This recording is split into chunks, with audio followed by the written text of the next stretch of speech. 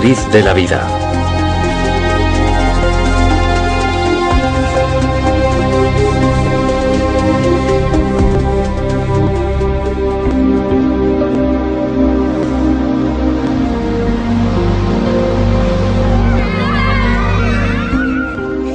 Dimitri, de 5 años, nació con parálisis cerebral. No hay cura médica para esta enfermedad. Cuando nació Dimitri, los médicos nos dijeron que seguramente nunca podría andar, que nunca sería independiente, que al tratarse de una enfermedad crónica, su salud sufriría secuelas de las que no se recuperaría nunca. No probamos otra alternativa. Personalmente solo tenía fe en los métodos estándar, hasta que unas personas en las que confiábamos, porque las conocíamos bien, nos hablaron de Eric. Consideramos la sanación el levantarnos de una silla de ruedas, recobrar la vista, recobrar el oído, que desaparezca un cáncer, todo eso. Y estas cosas suceden. En principio, la idea era tan solo asistir a un seminario que nos enseñaría el modo de ayudar a Dimitri en la familia. Los padres de este niño aparecieron y me preguntaron si haría una sesión de sanación después de la presentación. Les dije, bien, están cerrando la sala, pero déjenme acabar de firmar estos libros y les pediremos que nos dejen la sala durante un rato más. ¿Qué ocurre? Y me explicaron que él tenía parálisis cerebral. Después de que acabara el seminario, se vieron por primera vez, durante muy poco rato, unos 10 o 15 minutos. En la parálisis cerebral se da algo muy común, y es que los pies, en vez de poderlos poner planos en el suelo, el talón se levanta. Así que su talón no tocaba el suelo, ya tenía programada la operación. Tenía que llevar aparatos. Para poder levantarse tenía que agarrarse a los muebles o a la ropa de alguien.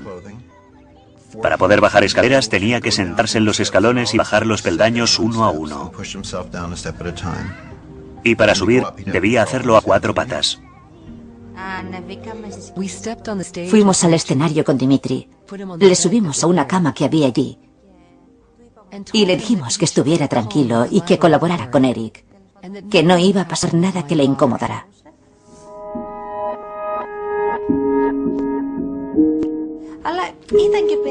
Nos resultó muy raro pensar que ese hombre intentara curarle usando las manos y además sin tocarle. A los 4 minutos se levantó y no solo caminaba. Estaba saltando y corriendo. Fue una gran sorpresa y una gran alegría para nosotros. Pero a la vez nos quedamos pensando cómo eso había dado resultado tan deprisa, tan directamente y tan eficazmente. Caminaba muy bien, no de puntillas. Y no necesitaba la ayuda de nadie para subir escaleras, que era lo que solía ocurrir.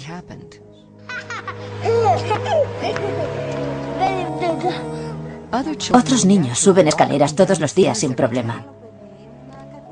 Pero Dimitri no podía hacer eso. De modo que conseguir esas cosas era muy importante para él. Me lo volvieron a traer para otra sesión. Tenía una de las manos cerradas.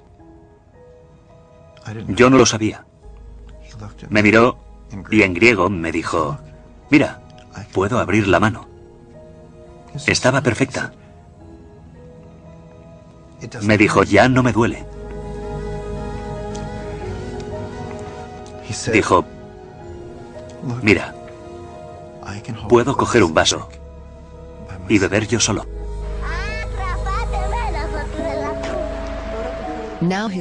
Ahora tiene el puño abierto.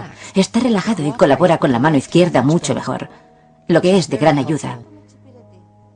Ya no tiene el puño cerrado, eso le incomodaba mucho. Y cuando quiere darnos un abrazo, antes solo lo hacía con un brazo. Ahora nos da un abrazo de verdad y dice, mirad, puedo hacerlo, ya soy mayor.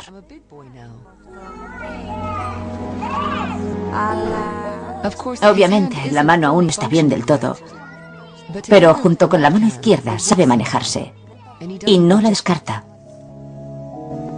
Tal vez el aspecto más fascinante de la sanación reconectiva sea que se puede aprender. No me podía creer que esto fuera algo que se pudiera aprender. Creía que era algo que solo podía hacer Eric. No pensaba que yo también pudiera adquirir esa habilidad y ayudarte a ti, a mi vecino, a mi amigo. Pero en el transcurso del programa, enseguida constatamos con nuestros propios ojos que sí se puede aprender para ayudar a otros. Si ves el ejemplo en carne y hueso delante de ti, como nosotros vemos a nuestro hijo, entonces creo que sí, lo crees.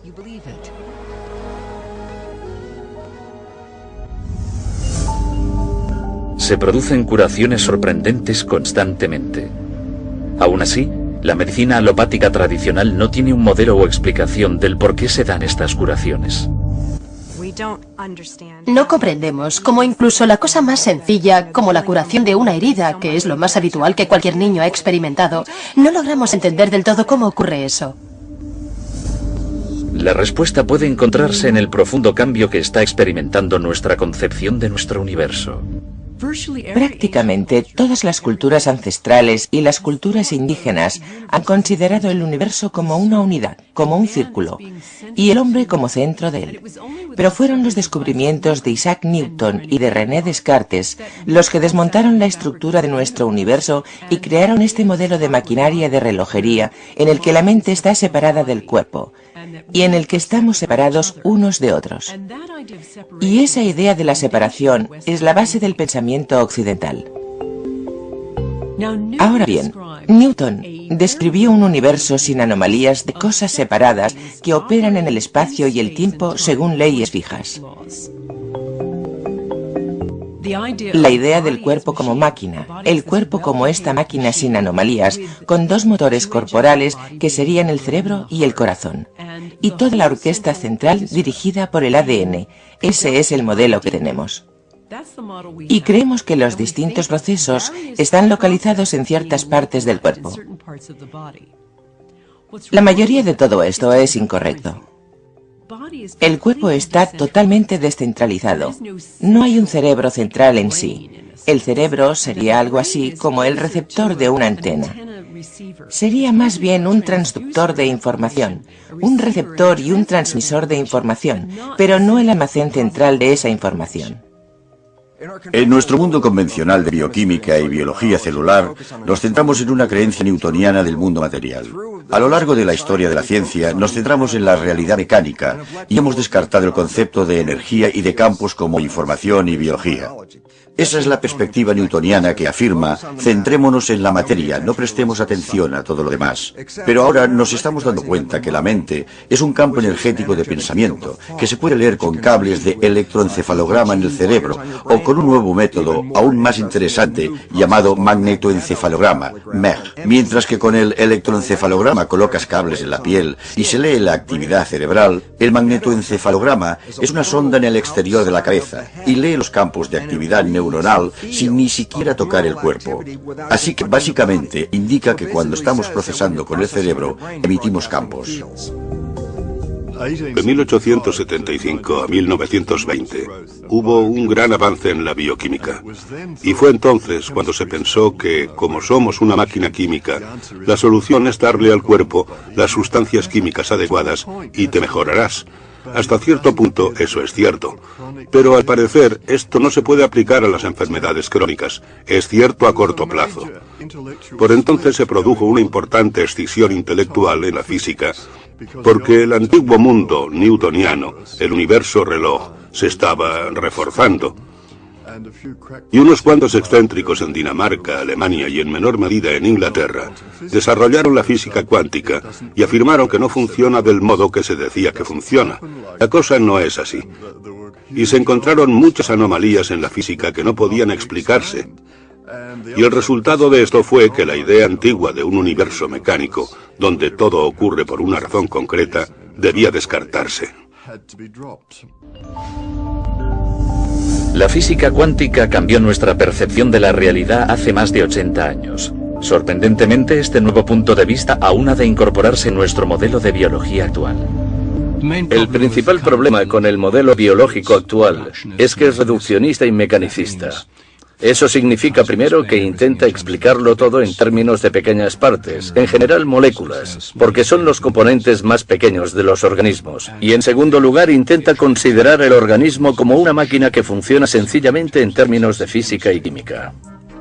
Se supone que las reacciones químicas en el cuerpo son centrales, y la razón principal por las que ocurren, según la teoría actual, es por la colisión molecular, de modo que una molécula colisiona con otra y es así como contienen esta información y cómo tenemos una cascada de procesos químicos.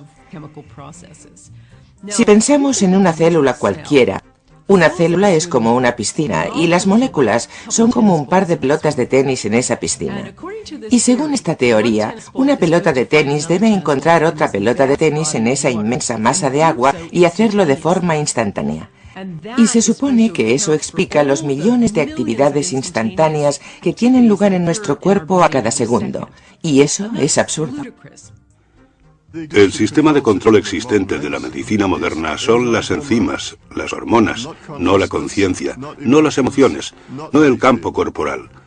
Todo lo que hay ahí como sistema de control son enzimas y hormonas. Y a nosotros esto nos parece poco acertado para explicar toda la magnificencia del comportamiento y las enfermedades humanas y todo eso. Es imposible. La medicina actual sigue trabajando con los antiguos paradigmas de la física que se remontan a la época de Newton y la primacía de la materia. La física moderna hace mucho que eliminó ese paradigma y entiende que no es la materia, sino la mente o el espíritu lo que es primordial. Aunque no se define como espíritu, sino como campos de energía inteligente. Consideramos la ciencia como una especie de verdad absoluta y como una historia que ya se ha escrito. Pero la realidad es que la ciencia es una historia relatada por capítulos y cada nuevo episodio suele pulir o cambiar por completo lo que se ha dicho antes. Este péndulo intelectual oscila y está oscilando hacia la idea del holismo y teniendo en cuenta cómo funciona un sistema como un todo. Por el contrario, los médicos empezaron a observar cómo funciona cada célula en particular y se centraron en un nivel celular. Eso se lleva haciendo cientos de años, vale, lo entendemos bien, pero no entendemos cómo se comunican las células entre ellas y cómo manejan la información.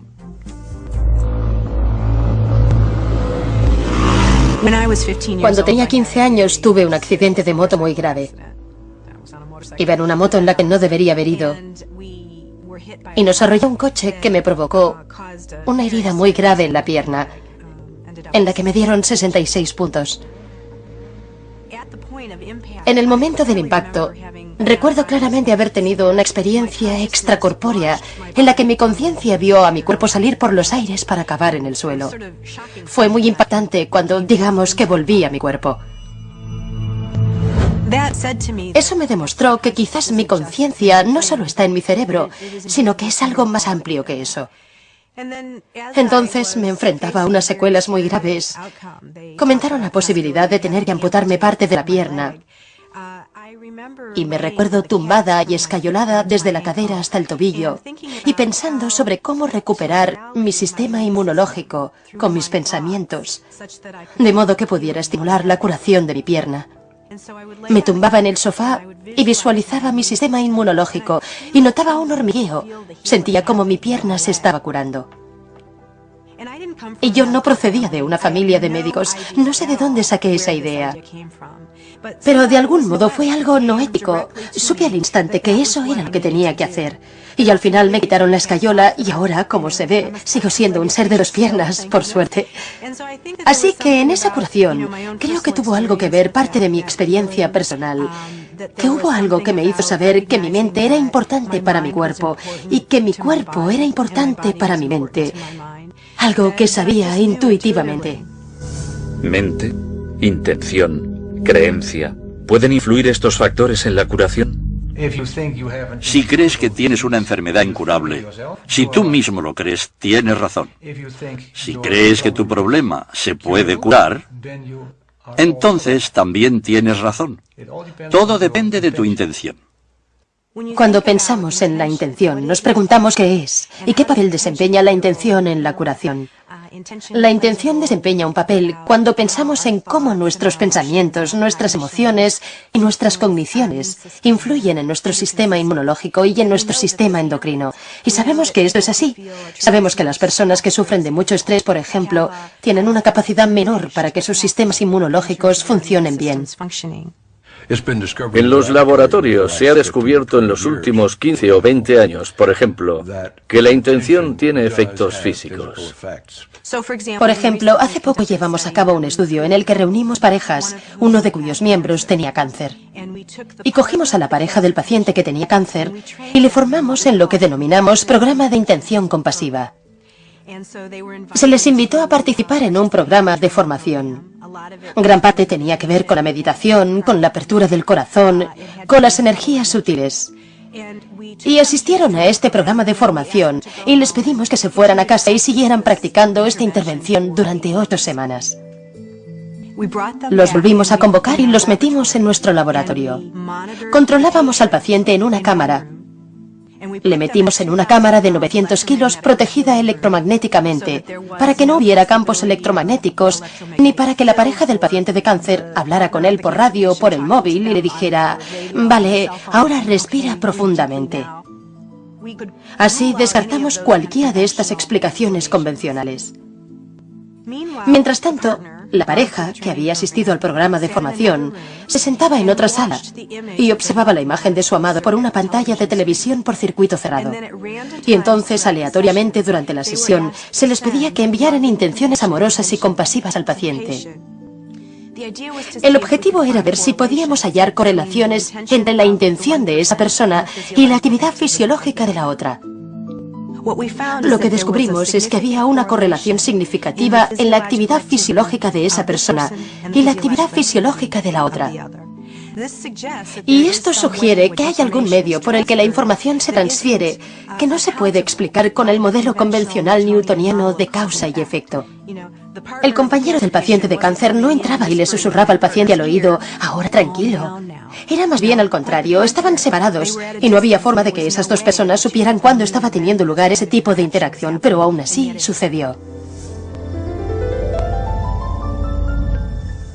Enviar una intención de que estoy mejor, enviar información convincente de que estoy mejor, es enviar información al cuerpo para que se corrija.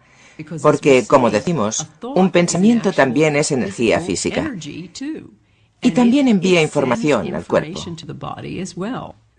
Está perfectamente demostrado que nuestro sistema de creencias afecta a cómo nos comportamos y a cómo actuamos. Y también afecta a nuestra forma de vida. Así que si no creemos que podemos ayudarnos a nosotros mismos, seguramente no podremos. Si no creemos que la información positiva es útil para nuestra salud y bienestar, entonces seguramente no lo será. Nuestros pensamientos crean nuestro cuerpo momento a momento. Cuando tenemos pensamientos positivos, liberamos ciertas sustancias químicas en el cuerpo. Cuando tenemos pensamientos negativos, liberamos sustancias químicas negativas en el cuerpo. Y estas tienen un profundo efecto en cómo se comportan las células y en cómo se está usando la nutrición. Para mí está claro, al ser osteópata, que el estrés que las personas albergan en su cuerpo tiene distintos patrones según cómo estén pensando. Tal vez el aspecto más esencial de la curación sea creer en la modalidad que usamos y ser positivos de algún modo. Se ha comprobado que creer en un sistema de medicina es crucial para que sea eficaz. Yo le decía a gente que tenía cáncer, tras investigar sobre las limitaciones de cosas como la quimioterapia: no hagáis quimioterapia, solo funciona el 9% de las veces. Ya no hago eso. Y el por qué no lo hago es que considero que la propia creencia es la medicina más poderosa del cuerpo. Y si crees que algo va a funcionar, sea lo que sea, te funcionará. Hubo un estudio en Houston sobre algunos pacientes que iban a operarse de la rodilla por artritis. La mitad sí que se sometió a una operación para que le solucionaran la artritis. A la otra mitad se le sometió a una operación falsa. Sencillamente les abrieron la rodilla y luego la cerraron sin hacer nada. Después de 3 años de seguimiento, descubrieron que ambos grupos de pacientes afirmaban no tener dolor. Así que los pacientes a los que no se les había hecho nada también decían no tener dolor. Su artritis había desaparecido. Ha habido otros estudios para comprobar si hay alguna diferencia entre ir al gimnasio y pensar que vas al gimnasio. Y en este estudio seleccionaron a un grupo de personas y a la mitad la enviaron al gimnasio a trabajar sus bíceps y a la otra mitad la dejaron sentarse en el sofá y pensar en que iban al gimnasio y que desarrollaban sus bíceps. Y aún así, afirmaron que esto tuvo un gran efecto en el grupo que se limitó a sentarse en un sillón. Los sedentarios desarrollaron los bíceps, así que el cuerpo no puede distinguir entre la acción y el pensamiento, y esto se ve clarísimamente con el efecto placebo. La medicina occidental tradicional suele atribuir la curación espontánea o milagrosa al efecto placebo. Pero, ¿qué es exactamente el efecto placebo? El efecto placebo consiste en que una creencia que tiene una persona puede invalidar su biología. Es tan profundamente importante que la ciencia ha reconocido que al menos 1/3 de todas las curaciones, incluidas las de con fármacos y cirugía y otras intervenciones alopáticas, 1/3 de todas las curaciones no tiene nada que ver con el procedimiento, sino con el efecto placebo. Si una persona cree que el procedimiento la va a curar, se cura pese al hecho de que quizás la pastilla era una pastilla placebo o la operación era una farsa y no era real. Y esto es tan importante porque está claro que 1/3 de todas las curaciones ocurren sin que nadie haga nada salvo tener un pensamiento positivo. Y lo que me interesa como biólogo y antiguo catedrático en una facultad de medicina es cómo podemos hablar del efecto placebo durante unos 15 minutos en un curso de farmacología y luego ignorar totalmente la relevancia de los pensamientos y de los procesos mentales en la biología durante el resto del curso de medicina.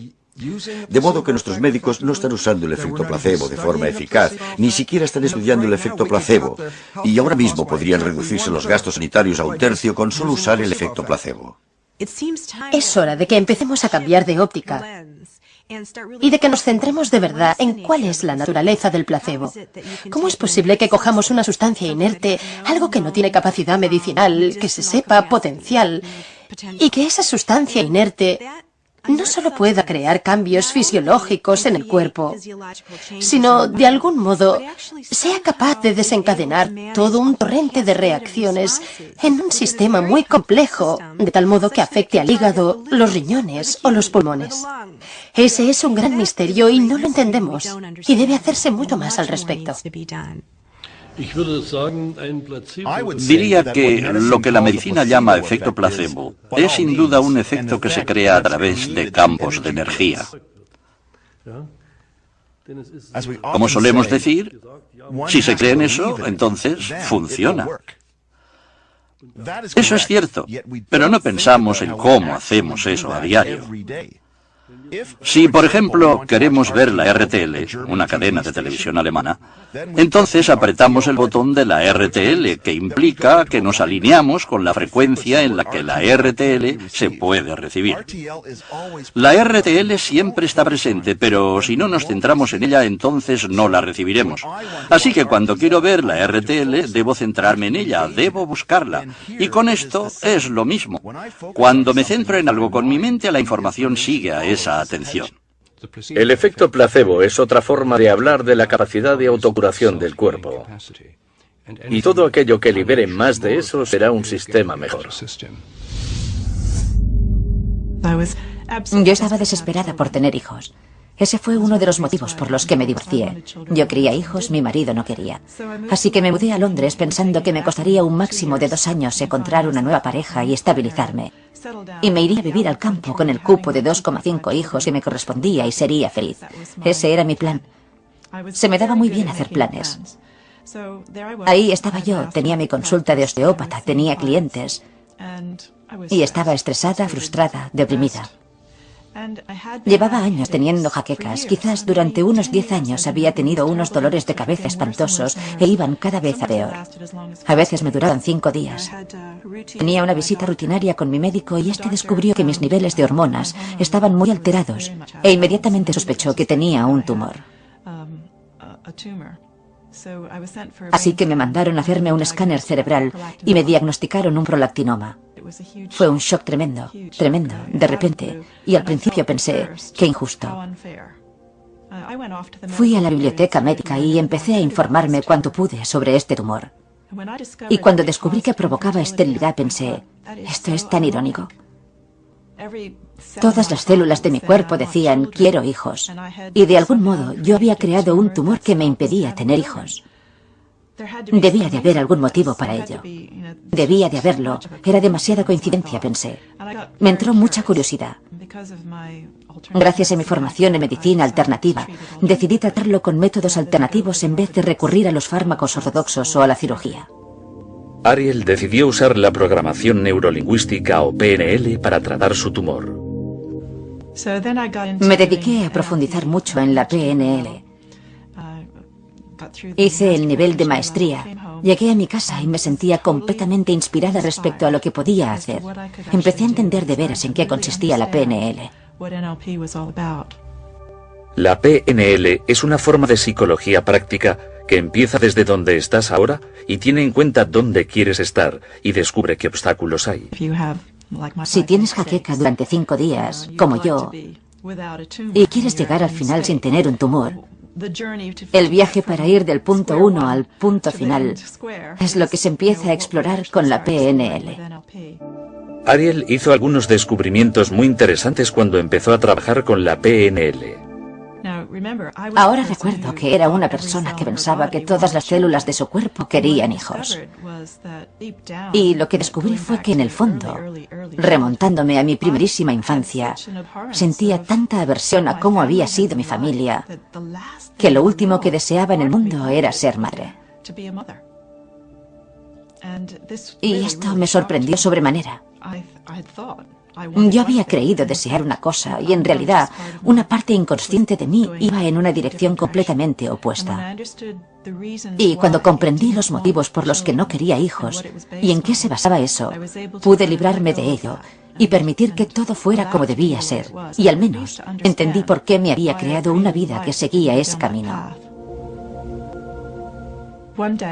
Un día me oí a mí misma gritándome dentro de mi cabeza, y esa vocecita decía, estoy tan harta de esto, solo quiero librarme de esta pesadilla, quiero librarme de este tumor. Y me quedé paralizada mientras escuchaba esa voz dentro de mi cabeza y pensé, uff, hay mucha ira ahí, mucha frustración, me estoy autoagrediendo. Si estoy atacando a mi tumor pensando que quiero librarme de él, eso es algo homicida. Eso no puede curar. Y nunca había visto la curación de ese modo. Y me di cuenta de que todos mis pensamientos consistían en hacerlo desaparecer. Eso es un conflicto interno enorme. Y decidí analizarlo más detenidamente. Y pensé, vale, ¿qué sería lo contrario? Ha de ser la aceptación. Me dije a mí misma, bueno, ¿qué pasaría si aceptara este tumor? Y esto ocurrió varios años después, pero fue sin duda un punto de inflexión para mi curación cuando me di cuenta de que mi tumor me había conducido a un viaje que yo nunca había planeado. Me había enseñado cosas que nunca me planteé aprender. Había cambiado mi profesión, había cambiado mi perspectiva. Había aprendido muchas cosas sobre mí y sobre otros. Entendí cosas que nunca había entendido. Había conocido gente estupenda, maravillosa de todo el mundo. Gente de todo el mundo me había apoyado. Y me percaté de que me quería mucho más. Y pensé, vale, veo que este tumor no ha sido malo del todo. ¿Y si está aquí con alguna finalidad? Porque hasta ahora me ha servido de mucho. Así que si está aquí por algo y sigue aquí, quizás aún sigue habiendo una finalidad. ¿Qué ocurriría si le diera permiso para quedarse toda la vida? 6 meses después de darme cuenta de esto y haber llegado al punto de aceptar la presencia de mi tumor, me hicieron unos análisis de sangre y fui a ver a mi especialista. Y para mi sorpresa, mis niveles de hormonas eran totalmente normales. Y cuando mi médico los vio, me dijo, vaya, esto es increíble. Yo pensé que habían cometido algún error, que los resultados del análisis no estaban bien o algo así. Le dije, ha pasado mucho tiempo, ahora soy mayor, quizás mis hormonas han cambiado. Y él exclamó, no, eso no puede ser. Dijo, esto solo puede significar una cosa, tu tumor ha desaparecido. Y dijo, tienes un gran mérito. No sé qué has hecho, no sé qué has estado haciendo, pero debo decirte que llevo visitándote 10 años y no eres la misma persona que eras hace 10 años. Eres completamente diferente.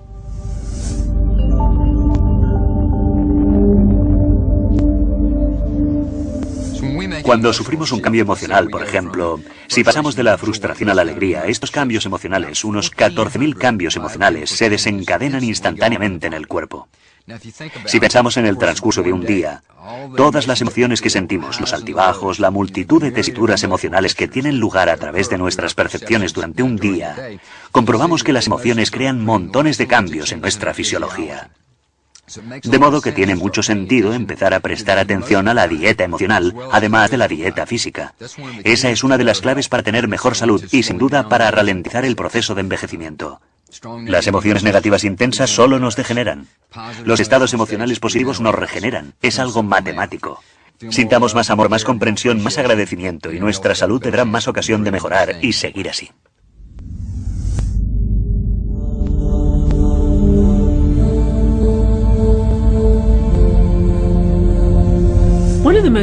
Uno de los descubrimientos más impactantes desde la llegada de la física cuántica es algo llamado el campo cero. Y esto hace referencia al intercambio de energía que tiene lugar entre partículas subatómicas. Todas las partículas subatómicas entablan un pequeño baile de energía. Es algo así como jugar un partido de baloncesto. Se envían energía mutuamente. Y en ese intercambio se crea algo llamado partícula virtual durante menos tiempo de lo que dura un parpadeo. Ese pequeño intercambio individual no es mucha energía, equivale a medio vatio más o menos. Pero si multiplicamos todas las partículas subatómicas que realizan este intercambio de energía en todas las cosas, en todo el universo, el resultado es una cantidad de energía inconmensurable, toda ella en el espacio vacío, como un telón de fondo con sobrecarga. Mientras la biología convencional se centra en los estímulos materiales, la física cuántica revela que los estímulos invisibles son mucho más importantes. Hay una cita sencilla de Albert Einstein que da sentido a esto, y la cita dice: el campo es el único organismo que gobierna la partícula. Lo que Einstein quería decir con esto es sencillo, y es que el campo, las fuerzas energéticas invisibles a nuestro alrededor, son los únicos organismos que gobiernan la partícula, la materia de la partícula. Y la física cuántica afirma, el carácter de la materia está determinado en última instancia por el campo. Entonces, ¿cómo se comunica la curación a otra persona? Veamos, existe este campo. Nosotros no estamos en este campo, somos este campo. Somos más densos, somos más ligeros entre medias. Algunos dicen, somos más ligeros cuando tenemos forma física y somos más densos entre medias. Sea cual sea el aspecto, somos puntos en este campo de energía, de luz, de información. Accedemos a este campo constantemente. Adquirimos información de este campo constantemente. Todos hemos visto a una bandada de pájaros volando y cómo cambia de dirección. Instantáneamente, todas las aves de la bandada cambian de dirección. Parece como si un cerebro de ave superior controlara a todos los pájaros simultáneamente. Eso solo resulta con la ayuda de esos campos, ya que los campos pueden transferir sin pérdida de información y, sobre todo, instantáneamente, sin demora. Si entramos en cualquier catedral de Estados Unidos, de Europa, de donde sea, que se erigió hace 100 años o más, lo que experimentaremos en esa catedral será un silencio de sobrecogimiento, de reverencia, de calma, y es una experiencia palpable.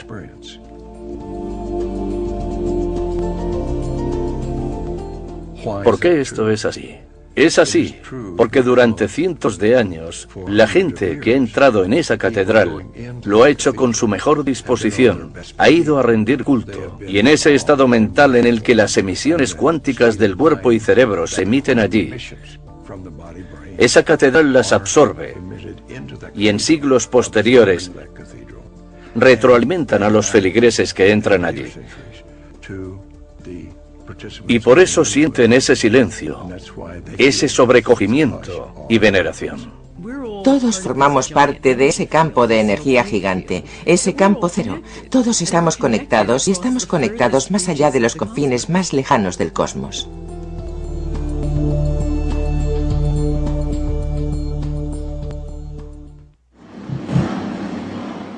Fijémonos en una patinadora sobre hielo.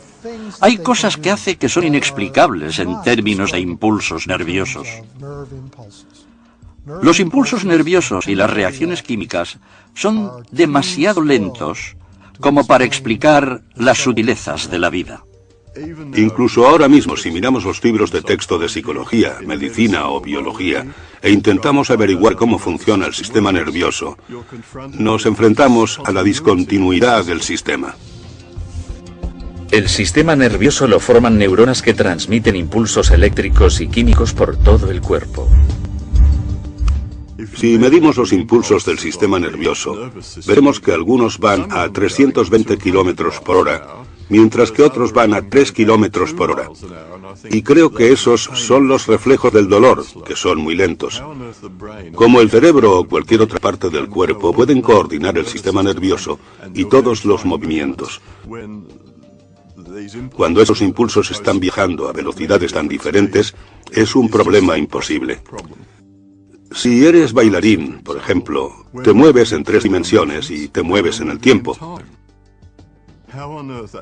¿Cómo es posible que una persona coordine todos esos pasos de baile? Es una incógnita. Esto parece imposible con el modelo contemporáneo del sistema nervioso. Necesitamos una teoría del campo para explicar cómo el sistema nervioso, en toda su complejidad, puede coordinar todo lo que tiene lugar en el cuerpo.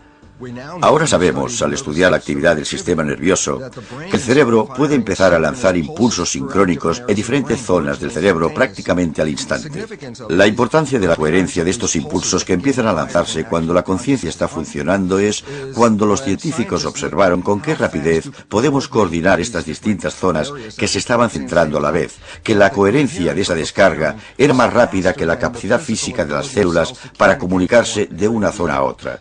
Básicamente, estos resultados revelan que el cerebro está comunicando a un nivel más superior que a través de la transmisión física de los nervios.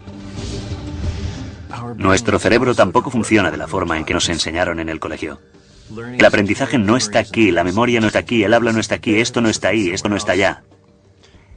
Estos aspectos están diseminados por el cerebro y accedemos a ellos desde el campo. Es como si hubiera una amplitud de banda de información con la que siempre estamos conectados, aunque no siempre conscientemente. Entendemos que el cerebro no tiene localización concreta para ciertas cosas. Nadie ha podido averiguar dónde está la memoria, por ejemplo. Y Karl Pribram realizó unos estudios asombrosos hace años, estudios espantosos en los que enseñaba a ratas ciertos recorridos y luego empezaba a destruir sistemáticamente el cerebro de las ratas. Y descubrieron que por mucho que se redujera su cerebro, las ratas quizás tuvieran problemas motores horrorosos, pero seguían una y otra vez recordando el recorrido. Y a raíz de eso, Pribram comprendió que no se puede afirmar que la memoria tenga una localización concreta, que no está tan confinada. Y en realidad, mucho más allá, que la memoria quizás no exista dentro del cráneo en absoluto, sino en algún lugar en el campo. Y en consecuencia, en vez de tener un sistema localizado, centralizado, es más bien un paradigma en el que el cuerpo es una interacción. No es algo que acaba aquí, es algo que acaba ahí fuera. Y que hay una interacción entre nosotros y el entorno, entre nosotros y el campo en todo momento. Yo tenía un problema en un riñón que me descubrieron con una resonancia magnética. Los médicos querían operarme, hacer una biopsia, y yo dije, no, no lo haremos. Yo tenía un sanador, Adam. un joven en Vancouver, que está desarrollando sus dotes como sanador. Él quiso trabajar en ello. Durante un mes trabajamos en ello una vez a la semana. Por medio de una simple fotografía, Adam puede percibir el campo corporal de una persona a través de una imagen holográfica. Ve zonas donde el flujo de energía está bloqueado, lo que indica enfermedad o lesión. Por medio de su intención para curar, manipula la energía y la información para eliminar esos bloqueos y permitir al cuerpo que cambie. Volví para hacerme una ecografía un mes después del diagnóstico. El radiólogo examinó los datos y dijo: sea lo que sea que esté haciendo, siga con ello. El problema en el riñón es más pequeño y está desapareciendo. Volví 3 meses después de aquello, y luego en 2003. Después de eso, tras un periodo de sanación de menos de 6 meses, me volví a hacer otra ecografía, y el problema había desaparecido por completo. Todo volvía a ser normal. Casi todas las sanaciones que he practicado con él han sido a distancia. Y la distancia no parece afectar en absoluto, lo que sugeriría de nuevo que estamos ante un fenómeno cuántico. El sanador estaba en Vancouver, Columbia Británica, y yo estaba en Florida, la mayor distancia posible con los Estados Unidos. Y seguí experimentando con diversos modelos de sanación para diferentes cosas con distintas personas. Pero el mecanismo es siempre el mismo. Hay información que se transfiere, y también parece haber una transferencia de energía que es palpable. Parece ser que nuestro cuerpo está conectado con el campo. Pero ¿cuál es el mecanismo para esta intercomunicación? ¿Cómo puede darse esta conexión? Una posible respuesta: el biofotón. Los biofotones son emisiones débiles de luz que emanan de las células de todos los seres vivos. Sabemos que enviamos información con emisiones de biofotones porque personas como Fritz Popp han descubierto que enviamos pequeñas corrientes de luz. Empezamos a buscar esos fotones. Supe desde el principio que no debían de ser de mucha intensidad.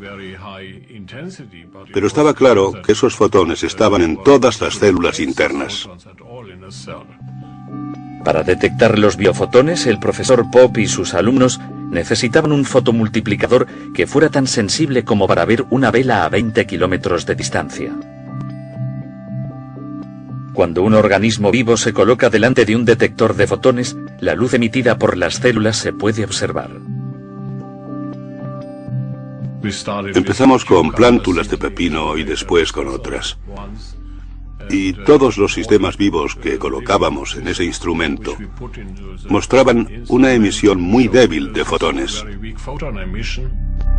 El profesor Popp sugiere que estas emisiones de biofotones pueden estar controlando nuestro metabolismo corporal. Las moléculas no pueden regularse a sí mismas. Deben de tener un campo. Así que los fotones deberían ser los portadores de la información, lo que es necesario para regular el metabolismo. Estos biofotones crean una red dinámica y coherente de luz dentro de nuestro cuerpo.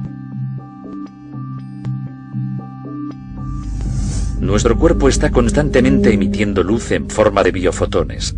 ¿Son estos biofotones el mecanismo de control del cuerpo? ¿Acaso no es esa la función de nuestro ADN, nuestros genes? Los genes no controlan nuestra biología.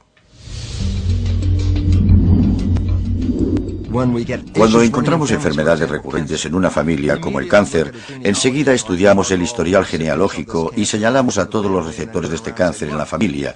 Y al instante decimos, mirad, la genética, esto es común en la familia, así que debe de haber genes cancerígenos.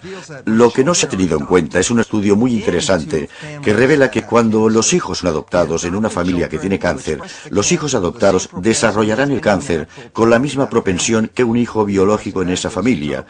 Pero lo interesante es que el niño procede de una genética completamente diferente, que ni siquiera tiene ese cáncer. Así que entrar en la dinámica familiar, que es donde se aprenden las percepciones, las creencias y actitudes, es lo que determina el cáncer, no la genética con la que nace alguien. Hay una nueva rama de la genética conocida como la epigenética, que hace referencia a la influencia del entorno en la expresión genética.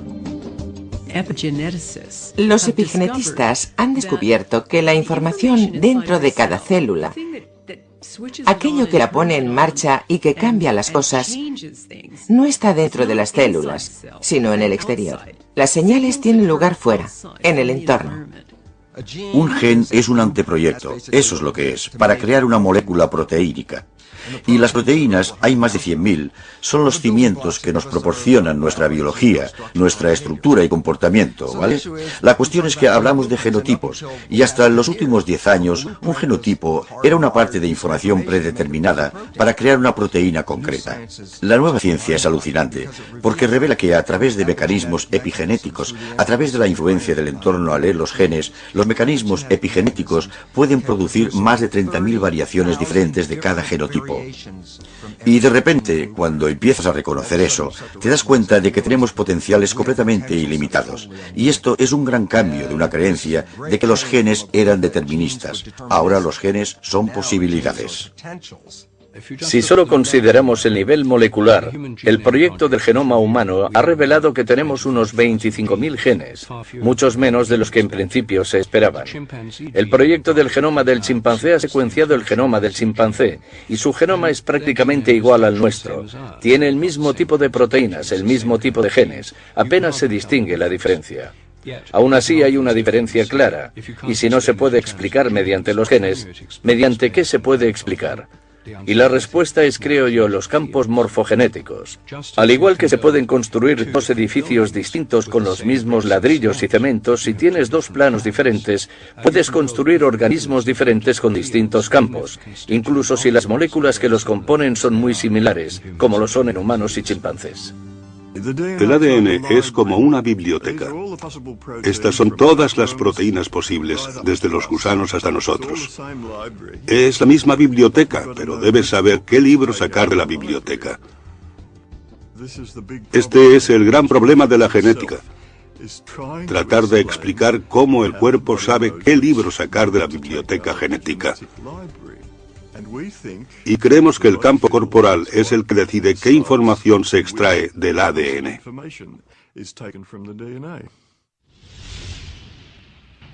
Muchas culturas ancestrales han explorado el sistema energético del cuerpo.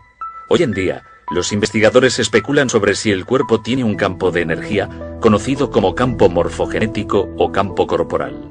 Hay una jerarquía de campos que organizan nuestro cuerpo. Está el campo de todo el cuerpo, están los campos de los órganos y luego los campos de los tejidos y los campos de las células dentro de estos. Los campos de nuestro propio cuerpo están dentro y alrededor del cuerpo. Hay un campo global y luego están los campos subsidiarios, campos modulares para los brazos, piernas y los distintos órganos. La ventaja de los campos es que son intrínsecamente holísticos. Todos los campos son holísticos. El campo gravitatorio no se puede dividir en partes. Si cortamos un platelminto en 10 partes diferentes, cada parte puede dar lugar a un gusano nuevo. ¿Cómo es posible? Si fuera una máquina, eso no pasaría. Si cortas una máquina, lo único que conseguirás será romperla. Pero si cortas un imán, un sistema de campo, entonces por muchos trozos de pequeños imanes que consigas, cada uno tendrá un campo magnético completo. Y fue esta analogía con los campos magnéticos lo que llevó a los biólogos del desarrollo a sugerir la idea de campos morfogenéticos por primera vez. Y esto fue en los años 20. Y este campo ahora es un concepto crucial en la biología del desarrollo. No se pueden entender de verdad cómo los organismos se desarrollan sin él. Todos los humanos iniciamos la vida como una única célula que crece y se divide, y se desarrolla en los diversos órganos y miembros del cuerpo. ¿Cómo saben estas células en qué convertirse? Ha desconcertado a los científicos y derivó en la idea de campos de control en biología. Ya hemos descubierto que hay distintas partes del campo corporal, algunas de las cuales se relacionan con los músculos y el tejido conjuntivo. Otra parte del campo corporal está relacionada con el cerebro y con el sistema nervioso, y otra con el campo mórfico, que conecta con el ADN y la información genética del cuerpo. De modo que coincide con la medicina en muchos puntos. No difiere de la medicina, tan solo va un poco más allá conceptualmente. Estos campos energéticos pueden proporcionar la información necesaria para controlar el cuerpo. ¿Cómo sabe el cuerpo mantener su temperatura a una temperatura concreta? ¿Qué decide o quién decide cuál es la tensión arterial correcta para esa persona? Nadie lo sabe, y lo que afirmamos como idea holística es que el campo corporal decide sintonizar, girar todos los botones. Los campos morfogenéticos, o más en general, campos de información, son sistemas de control por encima del nivel molecular o el nivel bioquímico. Son sistemas que organizan el cuerpo, organizan el organismo en desarrollo. Las plantas también lo tienen, y todos los animales. Y mantienen la forma del cuerpo. Ayudan a los cuerpos a recuperarse de enfermedades o lesiones. Están detrás de una regeneración, por ejemplo. Aún podemos ir más allá y afirmar que el cuerpo humano en realidad es información estructurada. O en otras palabras, que el cuerpo humano es un campo de energía. Un campo de energía de ondas estacionarias, escalares, que están organizadas proporcionalmente, estructuradas y contienen gran cantidad de información. Creo que necesitamos un modelo del cuerpo basado en el campo para poder integrar distintas formas de curación o medicina en una comprensión coherente.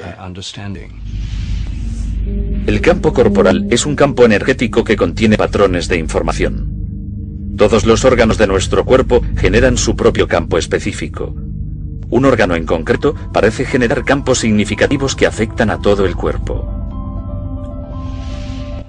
El corazón es el emperador del sistema. El hígado y todos los órganos tienen otras tareas, pero el corazón lo gobierna todo. Hay un concepto en medicina llamado cardiología energética que afirma que las señales producidas por el corazón son todas vitales para la regulación. El corazón está constantemente emitiendo sonido, ondas de presión, calor, luz, señales eléctricas, magnéticas y electromagnéticas. Todas las células del cuerpo están recibiendo estas señales de distinto tipo en diferentes momentos, porque viajan a diversa velocidad a través del sistema circulatorio. El corazón genera la mayor señal rítmica y electromagnética en el cuerpo. Si consideramos este campo magnético una onda portadora, está siendo modulado con información. Es la onda portadora de información. Y los experimentos que realizamos dejan claro que se modula con patrones emocionales. En otras palabras, si nos sentimos enfadados, frustrados o irritados, la información que queda grabada en ese campo magnético es muy diferente a si sentimos afecto, amor o compasión hacia alguien. Se ha descubierto que el corazón tiene patrones de latido rítmicos que pueden ser incoherentes o coherentes. Estos patrones están íntimamente relacionados con nuestras emociones y con cómo nos sentimos. Cuando el patrón del latido rítmico es fluido y metódico, se llama ritmo coherente. Y ese ritmo coherente alinea o sincroniza el ritmo cerebral, el sistema nervioso, los órganos y las glándulas corporales. Todos danzan en armonía con ese ritmo coherente del corazón. Las emociones positivas, las que solemos llamar positivas, como el amor, el agradecimiento, el cariño, el perdón, la gratitud, todas causan un patrón cardíaco muy distinto al de las negativas, como cuando sentimos ira, irritación o ansiedad. Estas crean lo que denominamos ritmos incoherentes o patrones desordenados. Por otro lado, tenemos los sentimientos positivos, cuando contemplamos un atardecer y admiramos su belleza, cuando nuestro corazón late a un ritmo que llamamos coherente. Es un patrón tipo ondas sinusoidal que el corazón está enviando al cerebro.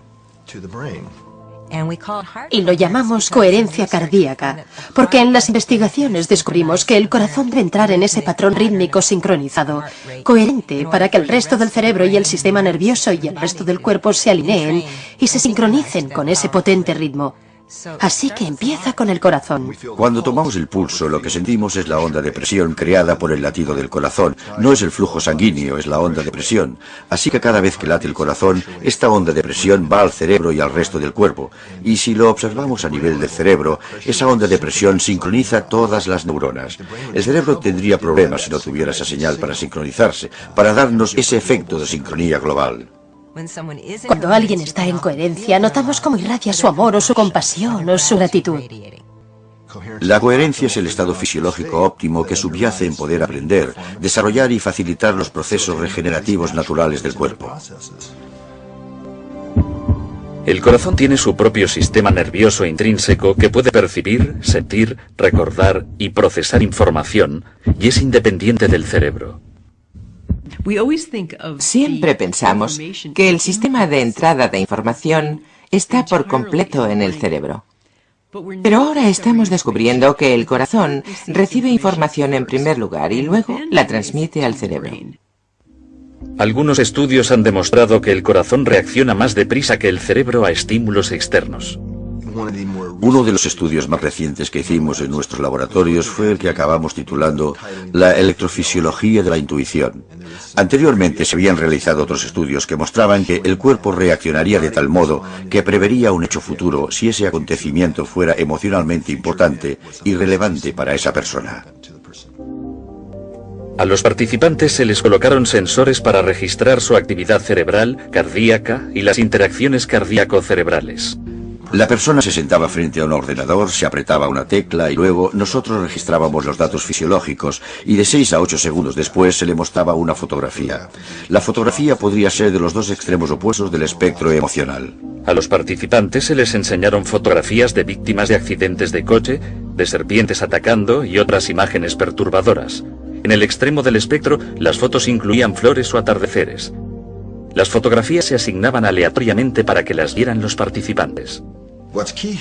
La clave aquí está en que el ordenador asignaba la fotografía y qué tipo de fotografía después de que los datos ya se hubieran registrado. Así que era imposible que el investigador supiera de antemano qué fotografía sería. Ni siquiera lo sabía el ordenador. Los resultados fueron sorprendentes. El cuerpo reaccionaba incluso antes de que apareciera la fotografía. Descubrimos no solo que el cuerpo reaccionaba antes del estímulo, antes de ver la fotografía, como si la predijera, sino que era el corazón el que reaccionaba primero. La respuesta del corazón no solo era más rápida, sino que la señal que enviaba al cerebro variaba dependiendo del contenido emocional de la fotografía. Al observar las señales que el corazón enviaba al cerebro, vimos que el corazón mandaba distintos mensajes al cerebro dependiendo de la siguiente foto que fuera a aparecer. Después se veía una reacción cerebral, después una reacción corporal, que era cuando se hacía consciente. Así que el flujo de esta información intuitiva es corazón, cerebro, cuerpo. Después ha de haber una reacción corporal para que seas consciente de ella. Lo que revelan estos experimentos está cambiando nuestra concepción básica de cómo funciona el cuerpo humano. Parece como si el corazón y luego el cerebro tuvieran acceso a un campo de información no limitado por el tiempo y el espacio.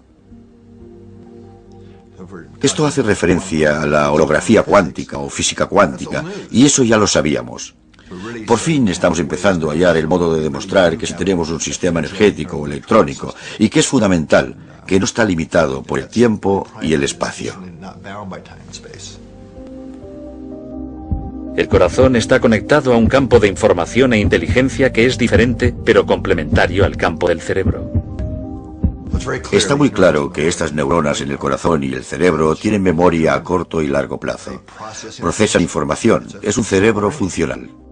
Otros investigadores especulan sobre si el corazón puede ser el órgano matriz para grabar información en el campo del cuerpo. Hay muchos tejidos neurales en el corazón. Y creemos que el tejido neural está ahí para actuar como impresora para el holograma. El campo corporal holográfico está continuamente provisto de información a través de las ondas de presión del corazón. En el corazón hay una gran cantidad de carga. Las ondas de presión en presencia de esta carga dentro de la cámara del corazón bastan para imprimir información. Si el corazón está transmitiendo o imprimiendo información, debe de haber un modo por el que las células del cuerpo reciban esa información. Hay células proteínicas receptoras en el exterior de la célula que están allí para recibir información del entorno. ¿Cómo me irá hoy? ¿Qué pasa ahí fuera? ¿Qué quiere el cuerpo que haga a esta pequeña célula hoy? ¿Me entiende? Debe de haber comunicación intercelular, pero debe de haber una fuente para que pueda haber un sistema de control para el cuerpo.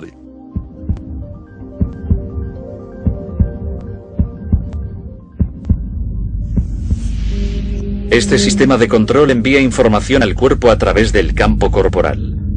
Pero, ¿qué es exactamente la información? Consideramos el cuerpo como un sistema abierto, tanto material como energético de intercambio dinámico, y lo es. Hemos de comer, pongamos, 1 tonelada de alimentos al año, y la mayoría de ella se distribuye. Toda esa comida, de algún modo, se asimila en el cuerpo, que permanece muy estable durante largos periodos. Una persona no cambia mucho durante unos 40 años siendo adulto. La gente nos reconoce enseguida, aún 40 años después, porque la estructura básica del cuerpo no cambia, aunque tras un breve periodo de tiempo no nos quede ni un solo átomo igual en el cuerpo. Todos han cambiado y han desaparecido. Y esta es la hamburguesa que me comí ayer. Y dentro de 3 semanas esto será una zanahoria que me comeré mañana, etc. Es un sistema muy dinámico y aún así sigue igual. Entonces, si no es la parte material ni seguramente la parte energética dinámica, ¿qué queda? Debe de haber algo así como un patrón de información que lo une todo. Muchos científicos que buscan nuevas alternativas sugieren, y así lo han demostrado, que somos un sistema de información. Y no está localizado completamente en nuestro cuerpo, que accedemos a la información del campo constantemente. El cuerpo parece estar continuamente conectado con información, dentro del mismo y con información del campo. El cuerpo siempre busca sistemas coherentes. Busca intercambio de información entre todas las células que tiene, de modo que todas las células sepan qué pasa. Hay un sistema de información inmenso, y algunas personas dicen que la enfermedad es sencillamente una carencia en el sistema de información. Y supongo que tienen razón. La materia es energía comprimida.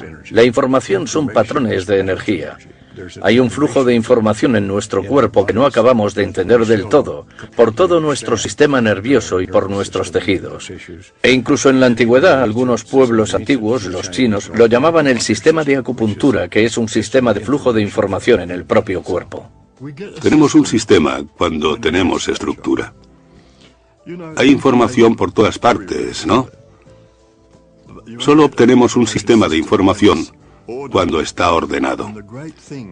Y algo fantástico que se descubrió en los años 80 fue que el sistema de acupuntura parece ser un sistema organizado. No es simplemente un grupo de meridianos de acupuntura al azar. Al parecer, tras hacer experimentos, querían organizarse con un orden concreto y querían comunicarse unos con otros en cierta dirección. Así que afirmamos que la información tiene un orden, y eso es lo que crea el propio campo corporal, el orden mismo. La regulación de todo el organismo y de todas las células. La coordinación de todas las células se consigue con ayuda de estos campos de información, estos campos de ondas escalares. Estos garantizan que todas las células sepan qué están haciendo las otras células en cualquier momento. Y tenemos unos 70 billones de células. Eso es mucha información y solo se puede procesar con la ayuda de los campos estructurados. En última instancia, Einstein y otros más recientemente han afirmado que la energía y la información han de ser intercambiables, ¿vale? La información se convierte en un tipo de energía porque es un orden en el espacio, ¿vale? Así que son intercambiables, pero por otro lado, en la práctica, lo que ocurre es que obtienes una onda de energía y de acuerdo con esa onda, puedes obtener información impresa, y la cantidad de información que puedes imprimir parece ser ilimitada. La medicina informacional. La medicina que recoge la información y cambia la información alterada va a ser el futuro de la medicina. Al parecer, el sistema de control del cuerpo no son los genes ni la química, sino la información, que parece estar disponible en el campo corporal. ¿Es posible introducir información nueva en el cuerpo para que influya en la salud? Eso es exactamente lo que varios investigadores están haciendo. Hemos aprendido cómo detener la distorsión de la información que ocurre como resultado de varias enfermedades. Una vez detienes esa distorsión, sorprendentemente, la fisiología empieza a funcionar, la química se recompone. Se podrían contar multitud de historias sobre curaciones. Y esto es así sencillamente porque hemos aprendido a corregir la distorsión de información en el campo corporal. La enfermedad es en cierto modo información desordenada. De manera que si podemos acceder a la información adecuada, corregimos ese desorden. Y eso es lo que varias de estas nuevas modalidades de energía están haciendo. Básicamente están corrigiendo ese lío de información.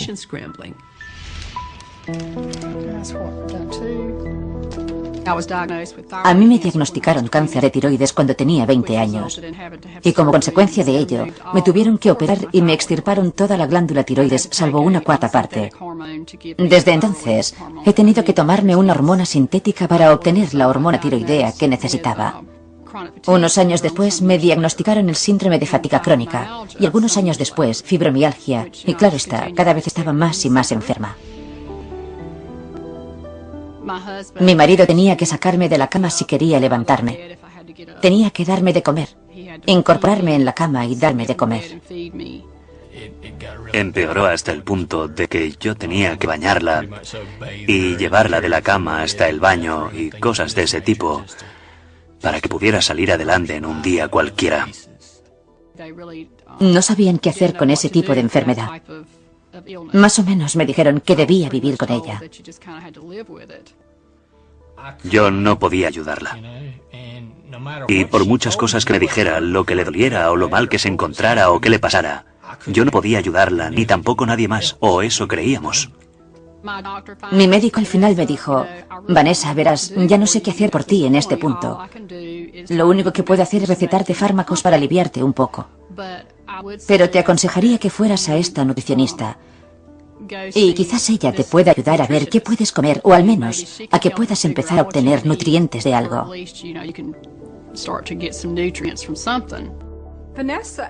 A Vanessa me la derivó su endocrino. La primera vez que vino, era literalmente incapaz de estar un día fuera de la cama. Había perdido una cantidad impresionante de peso. Era alérgica a casi todo. Tenía muchos problemas para encontrar alimentos que pudiera comer. Y por eso me había debilitado tanto. Tenía el interior de la boca lleno de úlceras. En los labios tenía varias llagas, pero no de las que salen cuando estás resfriado. Y tenía el pelo estropajoso y se le caía.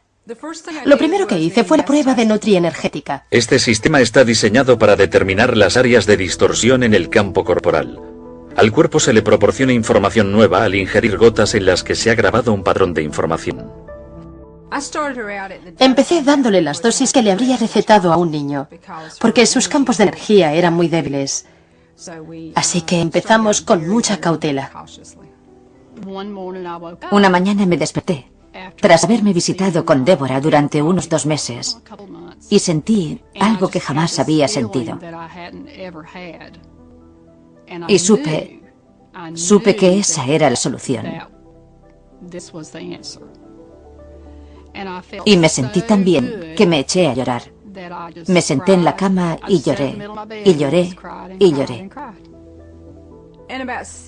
En unos 6 meses, alcanzó un nivel de energía en el que el cuerpo estaba empezando a transmitir mensajes con mayor eficacia. Con cada paso que íbamos dando, ella mostraba cambios sorprendentes en su salud. Desde el punto de vista de un hombre del sur, típico de campo, así me crié yo, al principio me sonaba cosa de magia, ¿sabe? Y tenía mis dudas y me costó aceptarlo un poco, pero ahora veo que es maravilloso. De veras que lo es. Ahora estoy lo bastante sana como para poder volver a llevar una vida que considero normal. Porque ahora puedo limpiar mi propia casa, puedo cocinar, incluso puedo trabajar en el jardín, hasta puedo lavar el coche. Puedo hacer cosas que jamás pensé que podría volver a hacer otra vez. Ha dado un cambio de 180 grados, un cambio total. De veras que sí. Lo cierto es que no sé cómo explicar lo diferente que me siento. Es como si hubiera muerto y hubiera resucitado. Y nunca pensé que volvería a sentirme así otra vez. He recuperado mi vida. He recuperado mi vida y es magnífico.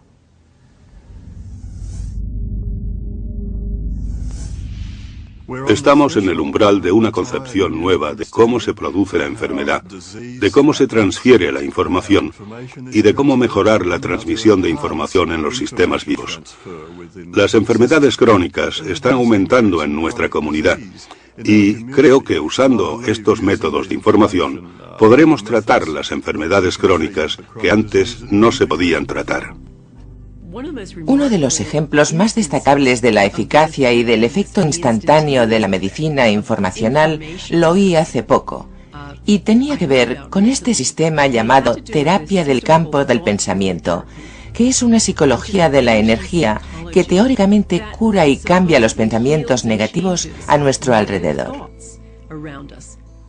Y la teoría es que los pensamientos negativos merodean a nuestro alrededor como si fueran una red y afectan a nuestro sistema corporal. Usan este sistema en Kosovo con supervivientes de la guerra de la antigua Yugoslavia. Había familias que estaban muy traumatizadas porque la política de limpieza étnica consistía en matar a media familia para que los supervivientes se desmoralizaran.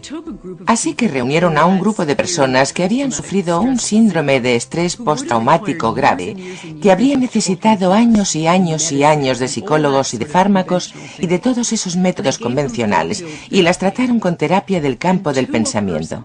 Y esas personas, y esto se aplica al 100% de las personas en este estudio, mejoraron prácticamente al instante, hasta el punto de que se reían y hacían bromas. Las curaron por completo de este trauma.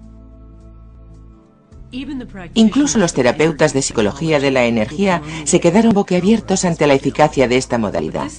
Pero esto solo nos muestra un pequeño ejemplo del poder que tiene la información como medicina.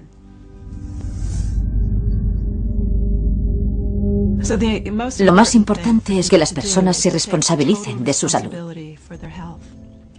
Que no piensen que viene de fuera o que otra persona se la puede proporcionar. Y al hacerse totalmente responsables, eso puede implicar empezar por elegir qué pensamientos van a tener, para que puedan adquirir un buen estado mental, el estado mental que propiciará la curación. Una de las cosas fundamentales que debemos cambiar en el futuro de la medicina es el centrarnos en el gen como si fuera la solución a todas las enfermedades. Si tenemos en cuenta lo que están descubriendo los epigenetistas, entenderemos que el gen está subordinado a este sistema exterior de información y que hemos de centrar la atención en la información en vez de en los genes, ya que es en lo que hemos de indagar. Tenemos que encontrar sistemas de información que regulen lo que va mal. Creo que no cabe duda de que la asistencia sanitaria a un nivel global está en crisis. Y es una crisis de significado, es una crisis de economía, es una crisis de liderazgo. Y es una crisis de nuestros modelos, de entender lo que promueve o facilita la curación. Hacemos cosas como si estuviéramos en guerra contra el cáncer. Intentamos destruir organismos invasores. Es un modelo bélico de salud y enfermedad y de cómo tratar la enfermedad. Y el cuerpo, en realidad, no quiere pasar por eso. Hemos de aprender de otras culturas, de otras tradiciones, de las observaciones de los distintos tipos de sanadores que ahora están trabajando en nuestra propia cultura. Hemos de sacar provecho de la ciencia moderna y usarla para integrar otras tendencias actuales.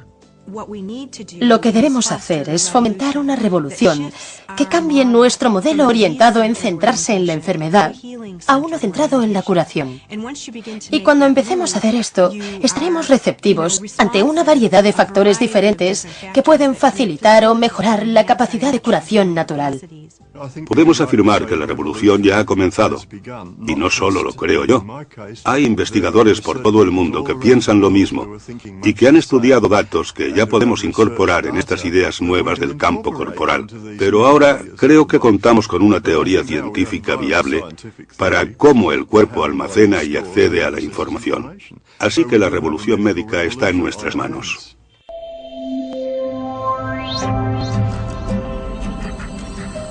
La matriz de la vida.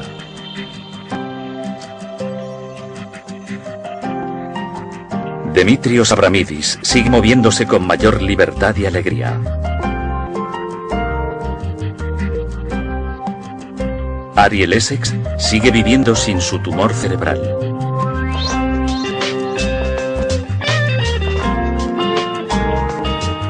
Dr. Edgar Mitchell sigue sano sin anomalías en el riñón.